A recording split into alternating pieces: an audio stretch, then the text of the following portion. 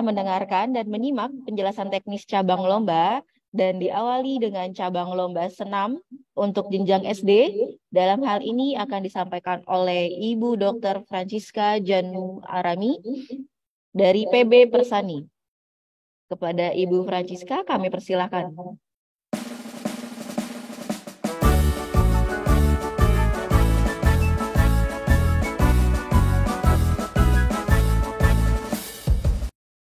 Oke, terima kasih Mbak Nisa. Suara saya sudah terdengar ya? Sudah jelas, Ibu? Oke. Assalamualaikum warahmatullahi wabarakatuh, Bapak Ibu semua. Selamat pagi dan salam sejahtera untuk kita semua. Oke, untuk memulai paparan ini, saya coba share screen. Apa sudah terlihat Mbak Nisa di layar? Sudah, Ibu. Oke.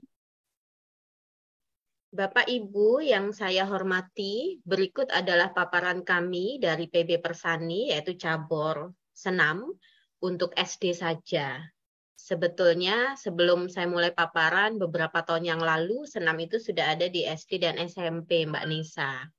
Tetapi ini kembali lagi hanya SD beberapa tahun terakhir. Jadi yang SMP masih tidak dimunculkan. Nah, mungkin nanti di tahun-tahun ke depan bisa dipertimbangkan kembali, SMP juga muncul lagi di U2SN.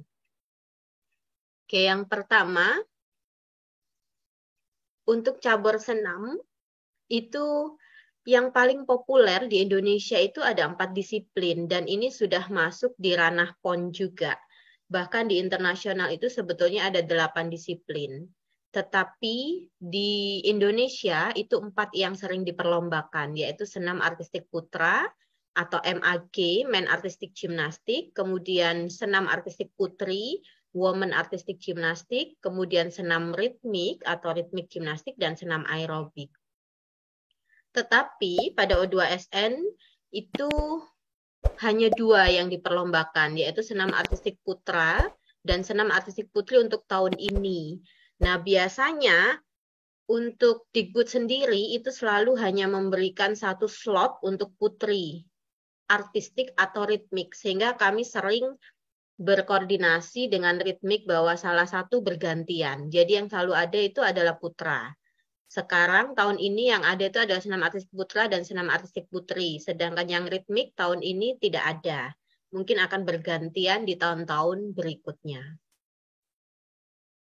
Untuk nomornya sendiri, untuk artistik putra, yaitu ada 4 nomor. Yang pertama, serba bisa putra atau all round. Kemudian lantai, floor exercise. Kemudian jamur, pommel horse, dan meja lompat atau vault. Jadi di putra ini ada 4 nomor. Yang lantai, jamur, dan meja lompat ini adalah nomor individual. Kebetulan kalau U2SN memang semuanya individual, kita tidak ada bergu. Kemudian yang serba bisa putra ini peserta menampilkan 3 alat, kemudian nilainya ditotal menjadi 1, itu all round. Sedangkan yang lantai, jamur, dan meja lompat itu individual per alat. Kemudian untuk yang artistik putri juga sama, ada serba bisa putri yaitu all round. Kemudian alatnya meja lompat, balok keseimbangan, dan lantai. Sama seperti putra, serba bisa ini adalah peserta menampilkan 3-3-nya. Jadi 3 alat, meja lompat, balok, dan lantai. Sedangkan meja, balok, dan lantai sendiri itu nanti juga diperlombakan per alat. Untuk penghargaan yang akan diberikan adalah medali, kemudian sertifikat atau piagam penghargaan, dan bentuk penghargaan lainnya yang sudah ditentukan oleh Diknas. Nah, ini adalah perolehan medali untuk artistik putra dan putri, karena masing-masing di disiplin putra dan putri itu ada 4 nomor, maka otomatis akan memperebutkan 1 medali emas di nomor serba bisa, kemudian 1 medali emas, perak, dan perunggu ya, sama di nomor lantai, kemudian 1 emas, perak, dan perunggu di kuda pelana atau jamur, kemudian 1 emas, perak, perunggu di alat meja lompat. Kemudian untuk artistik putri juga sama, karena ada 4 nomor, maka masing-masing memperlombakan atau memperebutkan 1 medali emas, perak, dan perunggu. Sehingga total untuk artistik putra dan putri adalah 8 emas, 8 perak, dan 8 perunggu. Kemudian untuk pesertanya sendiri, hanya 1 siswa putra untuk artistik putra, dan 1 siswa putri untuk artistik putri. Jadi tidak mengirimkan 2, hanya 1 untuk masing-masing disiplin, dan sudah bisa mengikuti nomor all around atau serba bisa, dan per alat, hanya 1 alat. Kemudian persyaratan peserta, yang pertama adalah siswa terdaftar dalam Dapodiknas, siswa duduk di kelas 4 sampai 6 sekolah dasar untuk tahun pelajaran 2023-2024, siswa terdaftar dan memenuhi syarat yang disahkan oleh tim keabsahan, siswa belum pernah menjadi juara 1, 2, dan 3 pada event nasional yang diselenggarakan oleh Kemdikbudristek, Kemenpora, dan PB Persani.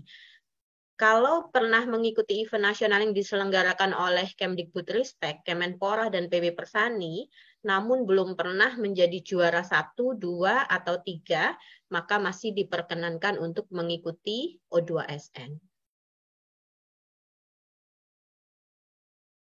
Untuk jadwal pelaksanaannya, ini sudah diatur sedemikian rupa. Kami mengikuti dari Kemdikbudristek. Yang pertama adalah kedatangan peserta di tanggal 18 September, kemudian ada tes kebugaran jasmani di tanggal 19 September, lalu ada coba alat atau latihan wajib yang kita berikan kesempatan untuk semua pesenam itu di tanggal 20 September, kemudian kompetisi 2 itu adalah kompetisi serba bisa, itu dilakukan di tanggal 21. Sehingga babak kualifikasi itu sekaligus menjadi kompetisi 2. Karena kita hanya 2 hari dan hanya beberapa nomor saja, maka babak kualifikasi dan kompetisi 2 kita jadikan 1. Sehingga dari hari pertama ini kita sudah bisa mendapatkan hasil serba bisa, dan kita juga sudah bisa melihat kualifikasi untuk finalis di kompetisi 3 per alat. Kemudian di hari Jumatnya, tanggal 22 September, itu kompetisi 3 per alat. Di kompetisi 3 per alat ini, pesenam hanya boleh memilih 1 alat saja. Nah, kalau di kompetisi 2 itu kan mereka turun di 3 alat, karena nilainya akan ditotal menjadi nomor serba bisa. Tetapi di kompetisi 3, mereka hanya boleh memilih 1 alat saja untuk finalnya. Misalkan atlet dari Sumatera Utara bagus di ketiga alat tadi, sehingga dia menjadi juara serba bisa.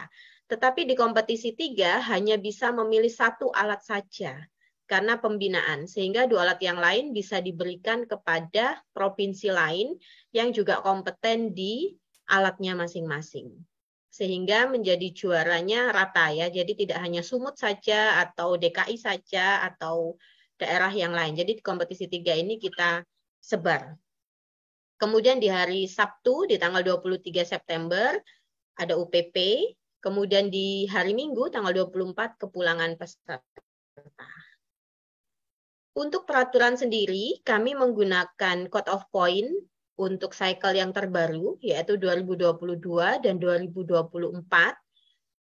Kita juga menggunakan FIG Technical Regulation 2022, dan kita juga menggunakan kebijakan PB Persani, di mana O2SN ini adalah pembinaan, sehingga kami memberikan beberapa peraturan dengan rangkaian wajib, jadi tidak bebas seutuhnya. Jadi kita menggunakan rangkaian wajib, tetapi ada beberapa nilai tambahan ketika pesenam bisa melakukan gerakan di atas kesulitan yang ada di gerakan wajib. Dan itu sudah diatur di dalam buku panduan O2SN. Oke, mungkin itu yang bisa saya sampaikan, Bu Nisa, juga Bapak Ibu yang lain. Terima kasih. Silahkan ketika ada pertanyaan nanti melalui panduan dari Mbak Nisa. Assalamualaikum warahmatullahi wabarakatuh. Waalaikumsalam. Terima kasih Ibu atas penjelasannya.